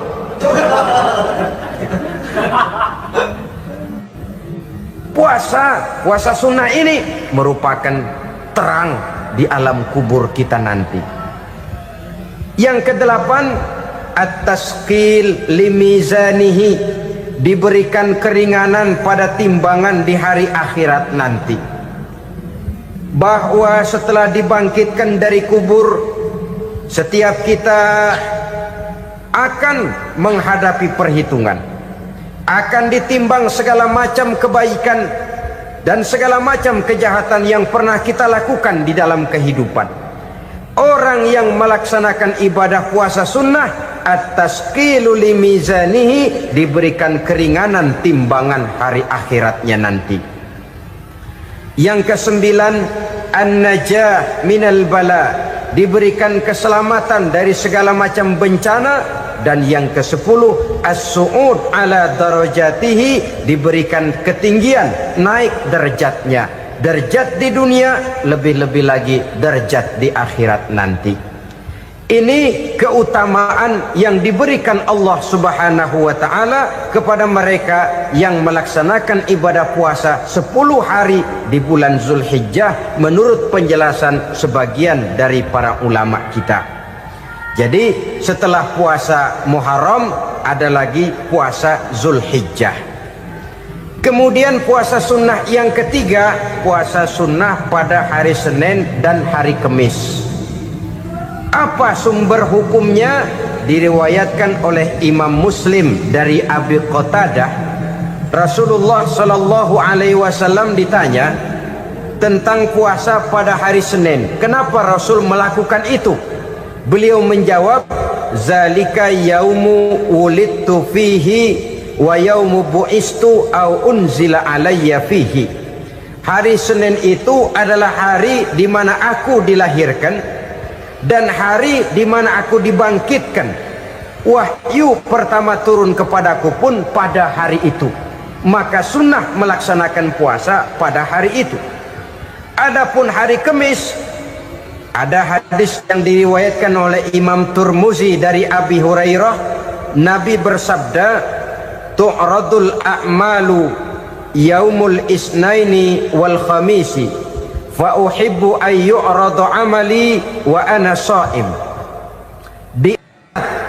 Disetor amal setiap manusia pada hari Senin dan pada hari Kamis. Maka aku ingin, kata Nabi, agar pada saat amalku disetor itu aku sedang puasa. Jadi malaikat itu menurut riwayat ini mencatat dan menyetorkan catatan amalan seseorang pada hari Senin, hari Kamis. Tiap hari Senin amalan kita disetor oleh malaikat. Catatan terakhir tentu yang sedang kita kerjakan, sehingga yang masuk daftar, saya tinggalkan orang ini, dia sedang puasa. Karena naik catatan amalnya pada hari Senin. Kamis diangkat lagi, catatan paling akhir, saya tinggalkan orang ini, dia sedang puasa. Itu makna fa uhibbu ay yu'rada amali wa ana sha'im. Aku senang kalau pada saat amalku disetor, catatan paling akhir aku lagi puasa. Satu keistimewaan. Alangkah celaka tiap amalan disetor kita sedang berbuat jahat. Senin, Kamis, teler, mabok, judi. Tiap amalan disetor, catatan akhirnya saya tinggalkan si fulan lagi teler. Laporan Senin. Kamis laporan lagi, saya tinggalkan si fulan lagi mirip kartu. Saudara hadirin yang saya muliakan, alangkah jeleknya catatan kita. Oleh karena itu sunnah puasa pada hari Senin dan hari Kamis. Ini amalan sunnah, saudara-saudara.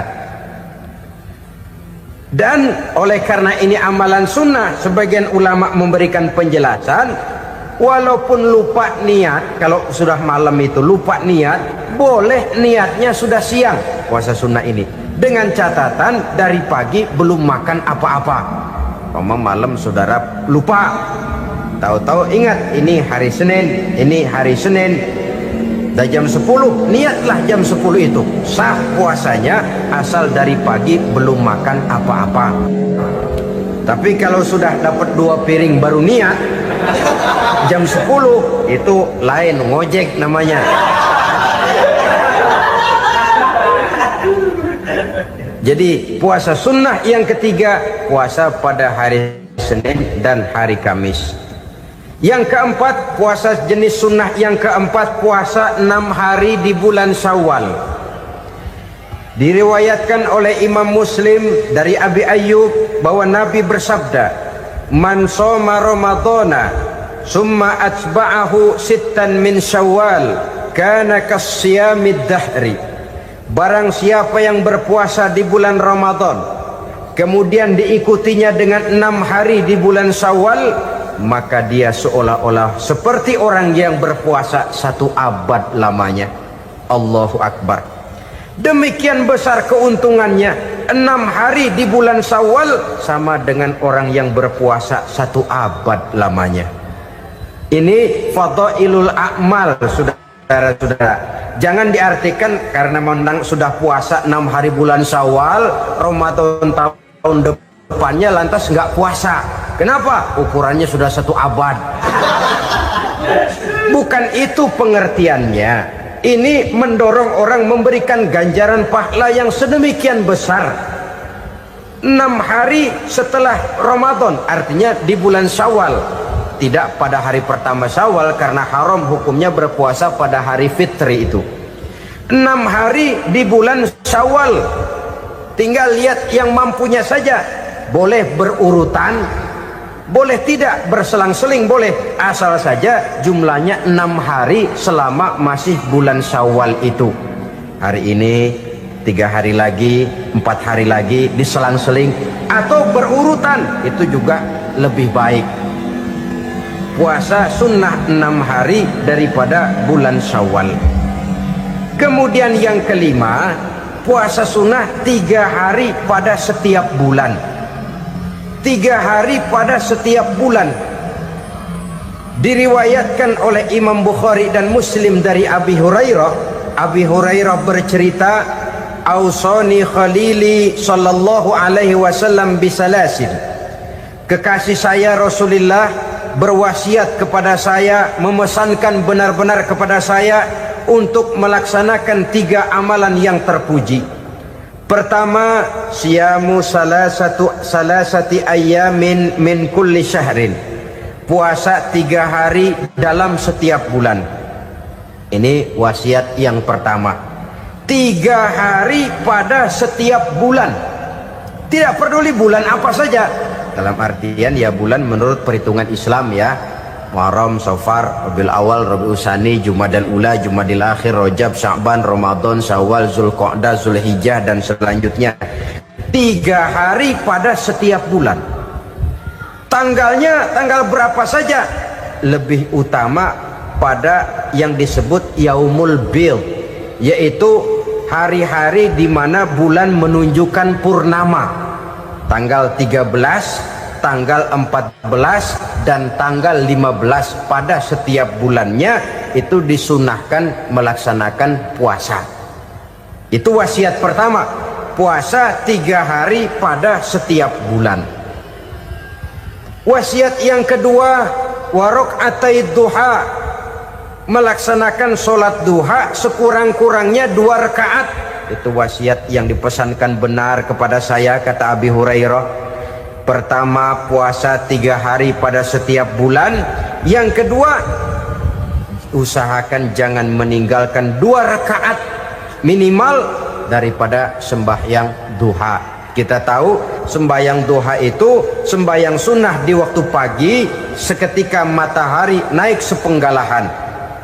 Sekurang-kurangnya 2 rakaat, sebanyak-banyaknya 8 rakaat.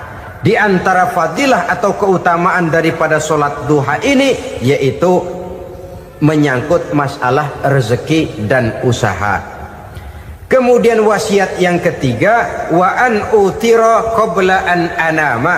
Beliau sangat berwasiat kepada saya untuk sholat witir sebelum tidur. Artinya sholat malam sebagai amalan sunnah di dalam kehidupan kita. Jadi saudara-saudara, dalam hidup ini kita akan selalu berbentur dengan keperluan. Kalau pada satu saat kita sudah sampai kepada tahap berpikir ini keperluan saya, tentu hal-hal semacam ini akan kita kerjakan. Kita belum tergerak melaksanakan ini semua oleh karena barangkali kita merasa belum memerlukannya. Karena itu, marilah kita berusaha di samping melaksanakan puasa yang wajib, juga melaksanakan puasa yang sunnah di dalam kehidupan kita. Ini jenis puasa-puasa yang sunnah. Kemudian yang kedua, ada macam puasa yang disebut puasa nazar. Hukum pelaksanaannya wajib apabila nazarnya sudah terwujud. Puasa nazar, puasa yang dikaitkan dengan suatu persoalan. Umpamanya, kalau saya lulus ujian, saya akan puasa 1 minggu lamanya. Begitu ujiannya ternyata lulus, dia wajib bayar nazarnya. Puasa 7 hari, tidak lagi sunnah tapi wajib karena dia nazarkan. Asal saja tidak sah nazar kepada yang makruh apalagi kepada yang haram. Umpamanya nazar kalau tembus 6 nomor mau puasa 3 hari. Itu nazar semacam itu bukan saja tidak sah tapi haram hukumnya. Tidak boleh nazar kepada yang makruh apalagi kepada yang haram. Jadi apabila maksud yang sudah kita niatkan tercapai, wajiblah nazar itu dibayar, yaitu kalau nazarnya sunnah melaksanakan ibadah puasa.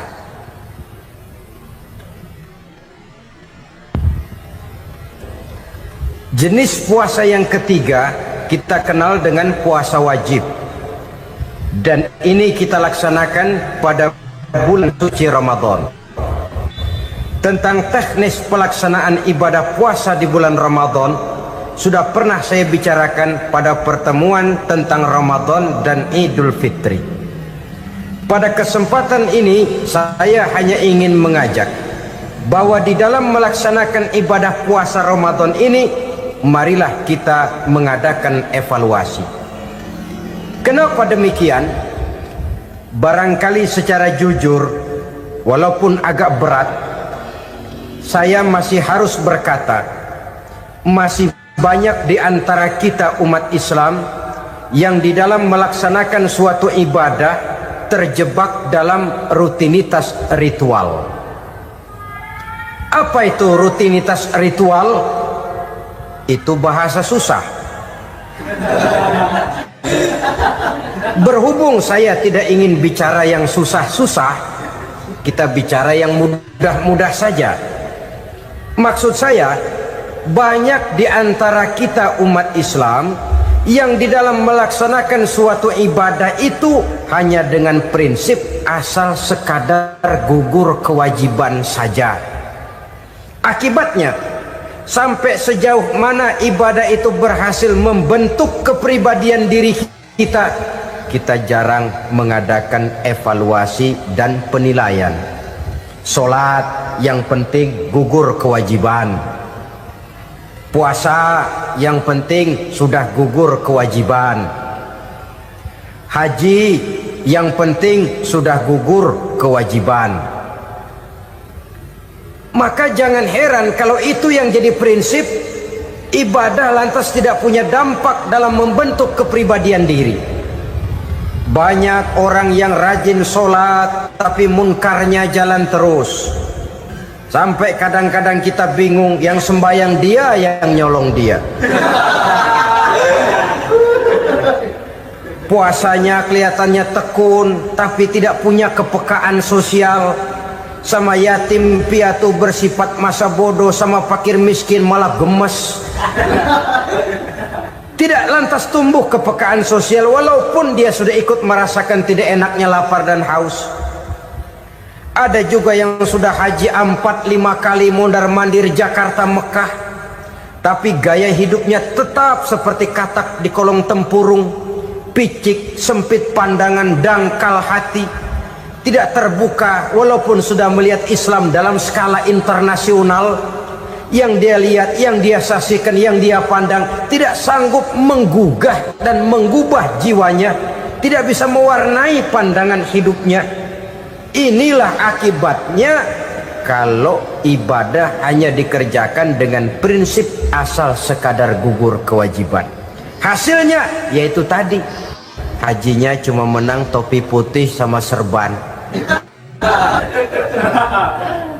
Sholatnya, ya sholatnya cuma prinsip asal gugur kewajiban. Begitu juga puasanya, begitu juga zakatnya dan ibadah-ibadah lainnya. Bukan tanpa satu maksud, jika kalau Allah Subhanahu wa taala memerintahkan kita melaksanakan ibadah puasa di bulan suci Ramadan. Bahkan maksud itu sangat pada penghujung ayat yang memerintahkan kita puasa. Ya ayyuhalladzina amanu kutiba alaikumus syiyam kama kutiba alal ladzina min qablikum la'allakum tattaqun. Orang yang beriman diwajibkan atas kamu berpuasa, telah diwajibkan juga kepada orang-orang yang sebelum kamu, la'allakum tattaqun, agar kamu dengan puasa itu menjadi manusia yang bertakwa kepada Allah Subhanahu wa taala. Dengan kata lain, berhasil atau tidak puasa Ramadan kita ini akan nampak takwa kita meningkat atau tidak setelah kita melaksanakan ibadah puasa. Sehingga kalau orang mengatakan Ramadan itu merupakan month of training, bulan latihan, keluar latihan tentu harus semakin naik dan baik gaya kehidupan kita. Jadi tujuan utama daripada pelaksanaan ibadah puasa adalah untuk membentuk manusia yang bertakwa. Nah, takwa itu kata Imam Qusairi hurufnya ada 4. Ta, qaf, wawu, ya.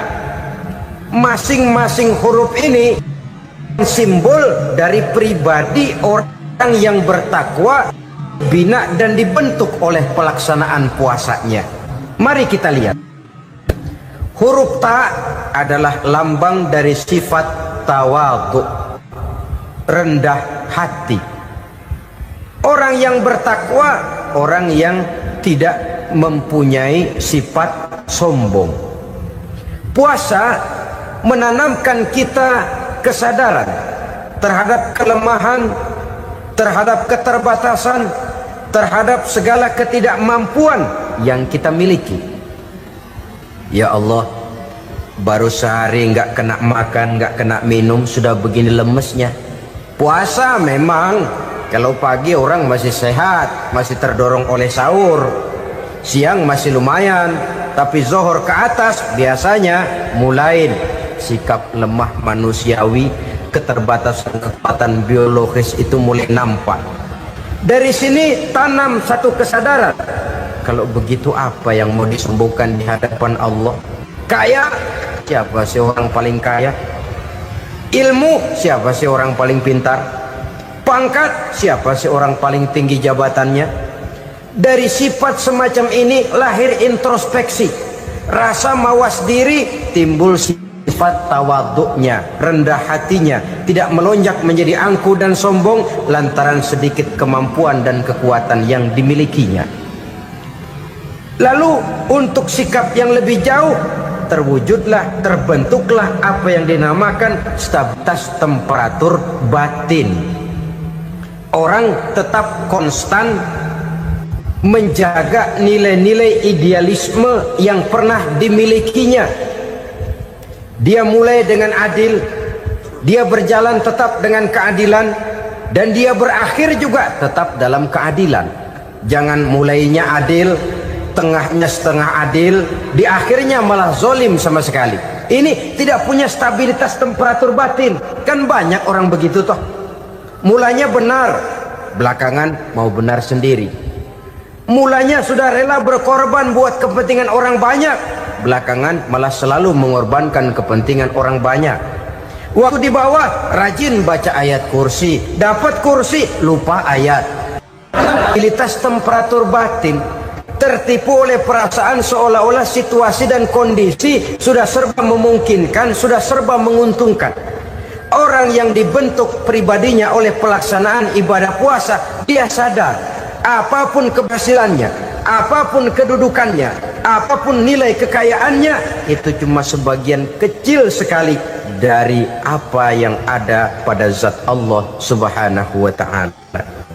Hati tidak takabur, sesuai dengan namanya takabur dari kalimat takabbaro ya takabbaru, membesar-besarkan diri. Orang yang suka membesar-besarkan diri, orang yang tidak yakin bahwa dirinya orang besar, lalu dibesar-besarkan dirinya. Sebenarnya itu sudah satu sikap di mana dia tidak percaya kepada diri sendiri. Dirinya sebenarnya bukan apa-apa, cuma ingin dianggap besar, lalu dibesar-besarkan. Takabur namanya. Puasa sekali lagi melatih kita menanamkan kesadaran akan kelemahan dan keterbatasan kita sebagai makhluk. Itu sikap tawadu. Fir'aun, saudara tahu Fir'aun? Lama-lama dia jadi raja, lupa diri dan lupa daratan, melonjak menjadi angkuh dan sombong sampai kepada puncak kekurang ajarannya, memproklamirkan dirinya menjadi Tuhan. Hitler juga begitu. Pendeknya orang manakala tidak ada kesadaran tentang dari mana segalanya berasal dan kemana segalanya akan kembali, dia mudah out of control. Kalau sudah out of control, maka dia akan melakukan perbuatan yang melampaui batas. Itu yang pertama. Jadi orang takwa, orang yang rendah hati, salah satu tujuan daripada pelaksanaan ibadah puasa menanamkan sikap rendah hati. Dari sikap rendah hati ini yang timbul lalu apa? Kepekaan sosial. Kalau saya puasa, saya sudah merasakan bagaimana tidak enaknya lapar. Saya sudah merasakan bagaimana tidak enaknya haus. Tapi bagaimanapun, saya lapar cuma sebentar, saya haus cuma sebentar. Selesai maghrib, lapar saya hilang, haus saya hilang. Bagaimana yatim piatu, orang-orang tua jompo yang perlu santunan, orang-orang miskin yang terkapar di kolong-kolong jembatan, yang tiap hari merasakan perasaan seperti ini tanpa tahu kapan hidup dan nasibnya akan berubah. Tidur beratapkan langit, berselimut koran.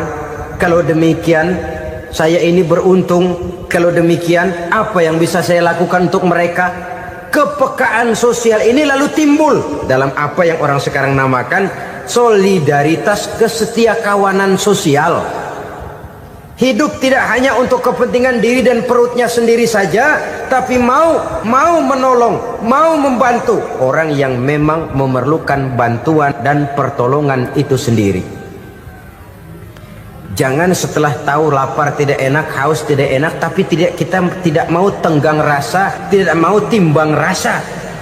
Begini loh tidak enaknya lapar, begini loh tidak enaknya haus. Ini terjadi pada diri saya masih mampu, masih berbuka puasa. Bagaimana yang tiap hari merasakan seperti ini? Tidak Ramadan, tidak Syawal, tidak Zulqa'dah, tidak Zulhijjah, selalu kelaparan dan kehausan. Dari sana timbul kepekaan sosial. Lalu lahirlah sikap pemurah, dermawan, mau menoleh ke kiri dan ke kanan. Bahkan Al-Quran itu sampai mengancam betul. Ara'aita allazi yukadzibu bid-din fadzalika allazi yad'ul yatim wa la mendustakan agama. Islam mendustakan Islam. Salat dia tapi mendustakan salat. Dia tapi mendustakan puasa. Siapa mereka itu? Fadzalika allazi yad'ul yatim. Merekalah orang-orang yang meninggalkan anak-anak yatim. Wa la yahuddu ala ta'amil miskin, dan tidak pernah memberi pertolongan, tidak memerintahkan memberi makan kepada fakir miskin, walaupun dia berada pada posisi dan kondisi yang memang dia mampu. Nah, kalau dia tidak mampu itu lain soal. Dia mampu, dia tahu, dan dia diam saja. Itu termasuk yukadzibu biddin, orang-orang yang mendustakan agama. Berlindung kita kepada Allah, jangan sampai termasuk ke dalam kelompok itu. Yang kedua, saudara, huruf takwa itu qaf. Qaf adalah lambang dari sifat qanaah. Qanaah artinya merasa cukup. Puasa melatih kita untuk bersikap cukup dalam hidup. Kalau kita perturutkan menjelang saat berbuka, menunggu waktu berbuka, istilah orang di Jawa Barat ngabuburit katanya, kita menunggu saat berbuka, segalanya saja ingin kita beli, segalanya saja ingin kita minum, semuanya saja ingin kita makan. Sebab nafsu sudah begitu berupa, perut sudah sedemikian lapar, kerongkong sudah sedemikian haus. rasanya semuanya saja ingin kita telan. Tapi tahukah kita bahwa setelah maghrib berbunyi, berapa banyak yang kita makan, berapa banyak yang kita minum? Sesuaikah dengan keinginan kita tadi siang? Tadi siang semuanya ingin kita makan, tadi siang semuanya ingin kita minum. Setelah berbuka, berapa banyak yang kita makan, berapa banyak yang kita minum? Itulah kehidupan. Segalanya ingin kita kuasai, segalanya ingin kita punyai, tapi berapa sih yang benar-benar kita perlukan? Maka orang kaya adalah orang yang hidupnya cukup. Orang miskin hakikat yang selalu merasa kurang. Bagaimanapun besar rumah, banyak uang kita, berpuluh kendaraan kita, kalau hidup selalu merasa kurang, itu artinya kita masih miskin. Maka jikalau ingin menjadi orang kaya, kuncinya hakikatnya cuma satu, hati kita merasa cukup dengan yang diberikan Allah, bersyukur atas segala nikmatnya, dan dengan syukur itu, nikmat itu akan ditambah oleh Allah Subhanahu wa ta'ala. Puasa menimbulkan sifat qanaah, dan qanaah adalah watak daripada orang-orang yang bertakwa kepada Allah Subhanahu wa ta'ala. Persis seperti orang minum air laut, makin diminum makin haus, makin diminum makin kering tenggorokan. Begitulah orang berhadapan dengan materi. Tadinya dia akan senang kalau dia merasa punya tanah ratusan hektar. Sudah ratusan hektar tidak cukup, ngelamun lagi, alangkah nikmatnya kalau bisa beli gunung. Gunung dibeli, sudah punya gunung, lihat laut, aduh kalau laut juga bisa dibeli, beli lagi laut. Sudah punya laut, lihat ke atas, langit ada yang jual apa enggak ya?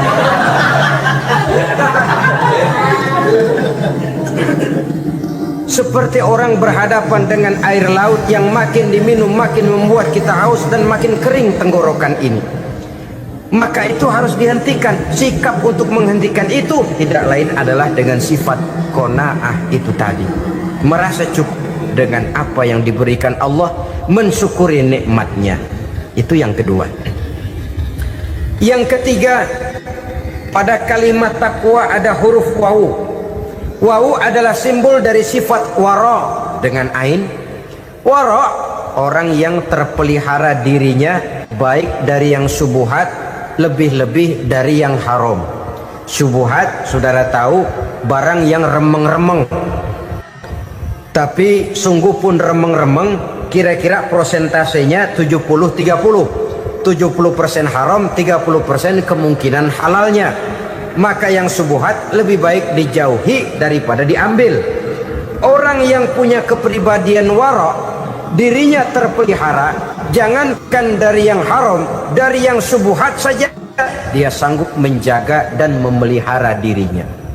Oleh karena itu saya heran kalau orang di bulan Ramadan dia sanggup menjaga diri di waktu siang dari jenis makanan yang halal, dari jenis minuman yang haram. Ada tahu nganggur di meja siang, enggak dia makan. Ada air teh nganggur di meja siang, enggak dia makan. Padahal itu jenis makanan dan minuman yang halal. Tapi ketika datang maghrib, dia berbuka dengan makanan-makanan yang dibeli dari uang yang dihasilkan dengan cara yang haram. Bukankah itu sesuatu yang terbalik?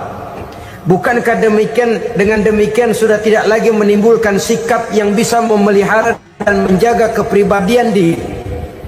Orang yang membiasakan diri terpelihara dari yang subuhat apalagi yang haram, maka baik yang dipakainya, yang diminumnya, yang dimakannya terdirilah dari barang-barang yang baik yang dihalalkan oleh agama. Wara. Kemudian yang keempat, pada huruf kalimat takwa ada huruf yakin. Huruf ya, simbol dari sifat yakin. Orang yang puasa dibentuk kepribadiannya mempunyai satu keyakinan yang tangguh, dan keyakinan adalah ciri daripada orang yang takwa. Kita lihat yang dipanggil melaksanakan ibadah puasa ini kan iman, karena memang sulit untuk melaksanakan puasa kalau tidak iman yang jadi dasar. Setidaknya seperti sudah pernah saya sampaikan, Ibadah puasa ini memang sulit terkena penyakit show. Kalau kita sholat barangkali terangsang karena kelihatan orang lain. Kalau kita pergi haji mungkin jadi sugesti karena orang banyak tahu. Kalau kita bayar kita jadi terangsang karena banyak orang lihat.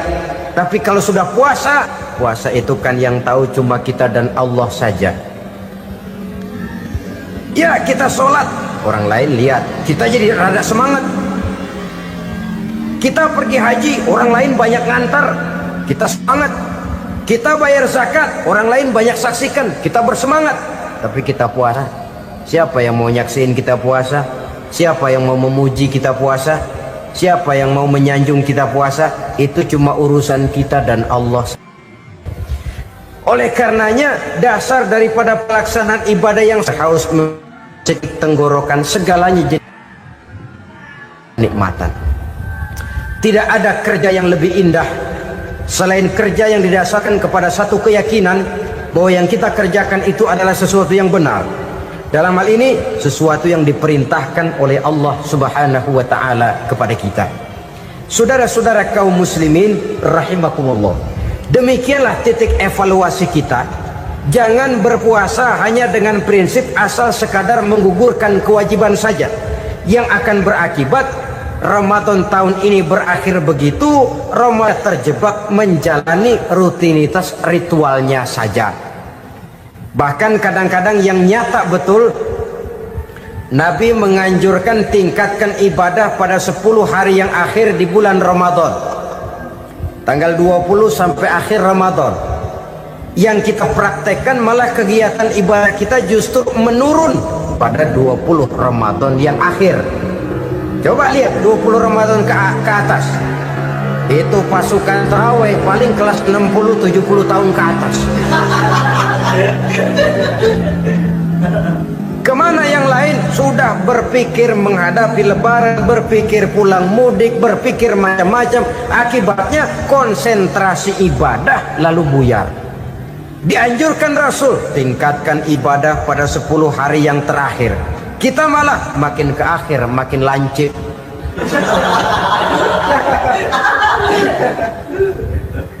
Saudara-saudara kaum muslimin rahimakumullah, kita terjebak oleh sesuatu yang sementara, oleh sesuatu yang bersifat kulit, lalu meninggalkan isinya. Padahal jikalau kita tidak mengisi Ramadan dengan kegiatan ibadah, berarti kita tidak keluar dari Ramadan dengan jiwa yang baru yang sudah ditempa oleh pengalaman ibadah di bulan Ramadan. Artinya kita tidak kembali kepada fitrah, kesucian seperti saat kita dilahirkan. Lalu kalau kita tidak kembali kepada fitrah, apa yang mau kita rayakan pada Idul Fitri itu? Di mana letak kegembiraan kita? Di mana letak kebahagiaan hati? Kembalikah kita kepada fitrah? Tidak. Benarkah puasa yang kita kerjakan? Kelihatannya juga tidak. Adakah dampak dari pelaksanaan ibadah dalam pribadi kita? Tidak. Kadang-kadang Ramadan selesai malah teriak merdeka.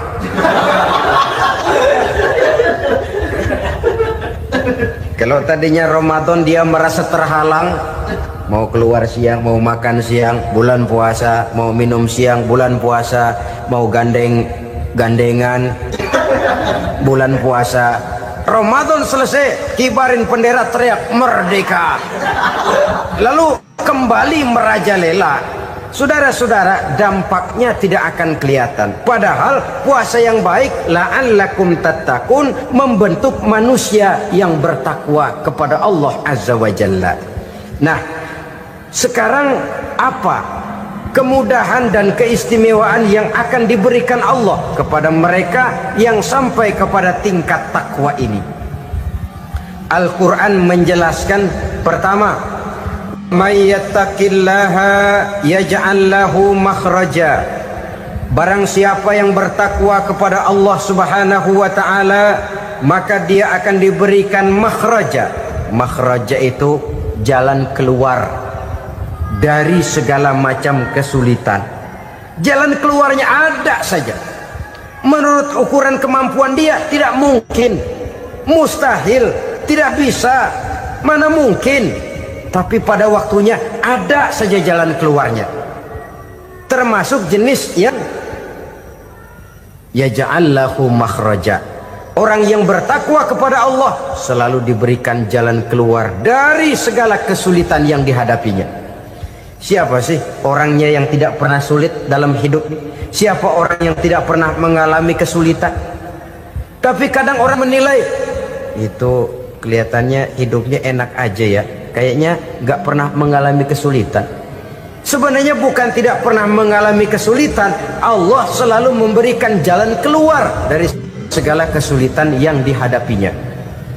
Lah kalau Allah yang memberikan jalan keluar, tentu sangat mudah sekali.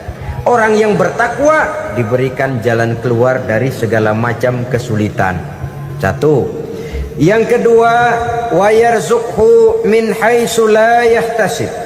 Dia akan diberikan rezeki oleh Allah dengan jalan yang tidak disangka-sangka. Rezekinya datang dengan cara yang tidak disangka-sangka. Gajinya mungkin kecil tapi penghasilannya gede, kan itu yang penting. Gaji dan penghasilan kan lain tuh. Boleh jadi gaji kecil asal penghasilan gede, kan nikmat hidup itu. Nah, penghasilan ini ada yang bisa kita perkirakan. Bisa kita perkirakan. Misalnya gaji itu tadi. Kalau saya kerja, gaji saya begini. Ada rezeki yang masuk min haitsu la yahtasib. Tidak kita sangka-sangka, tidak kita duga-duga, tahu-tahu ada saja rezeki. Datang orang bawa persoalan yang mendatangkan hasil. Sebab rezeki, jodoh, maut memang seperti bayangan. Kita uber-uber dia lari, kita diem dia diem. Kan gemesin itu. Bayang-bayang itu begitu. Kita kejar, dia lari. Rezeki juga begitu. Kita diam, dia diam. Setengah mati yang namanya rezeki kita cari, kita uber, ngobek sampai ratusan bohong kita kerjain. Tapi memang belum waktunya, ya sulit untuk tembus. Tapi kadang-kadang giliran kita nongkrong di rumah, datang orang bawain rezeki. Itulah yang namanya rezeki. Tapi ini untuk orang yang bertakwa. Kalau tidak punya kredibilitas takwa, jangan lalu pakai ayat ini. Diberikan Allah dengan rezeki dengan jalan yang tidak disangka. Kan ada ayatnya dah. Kita mah manteng aja di rumah dah. Ntar juga tuh rezeki datang. Ini fasilitas yang diberikan kepada orang yang wa may yattaqillah, bertakwa kepada Allah, yarzuqhu min haitsu la yahtasib, diberikan rezeki dengan cara yang tidak disangka-sangkanya. Maka kadar ketakwaan jangan membuat kita buruk sangka. Tuh orang ya nggak kemana-mana, duitnya ada aja. Kalau dia takwa, Allah berikan jalan keluar. Yang lantas ngelihat kiai orangnya ahli ibadah, ilmunya tinggi, akhlaknya luar biasa, takwanya tinggi, rezekinya lancar, lalu husnuzon nih kiai nggak kemana-mana, duitnya banyak, miara tuyul kali ini. Itu termasuk jaminan Allah yang masuk kategori min haitsu la yahtasib. Yang ketiga, yaj'al lahu min amrihi yusra, dimudahkan segala urusannya. Dimudahkan segala urusannya. Kemudian yang keempat, yukaffir anhu sayyiatihi wa yu'azzim lahu ajra, diampuni segala kesalahannya dan dibesarkan pahala kebaikan yang dikerjakannya. Maka mudah-mudahan puasa yang kita kerjakan mengantarkan kita kepada ketakwaan kepada Allah, dan takwa membuka janji Allah kepada kita di dalam kehidupan ini. Inilah saja yang kita bicarakan pada pertemuan ini. Mudah-mudahan ada manfaatnya. Terima kasih atas segala perhatian. Mohon maaf atas segala kekurangan. Usikum wa nafsi bitaqwallah. Wassalamualaikum warahmatullahi wabarakatuh.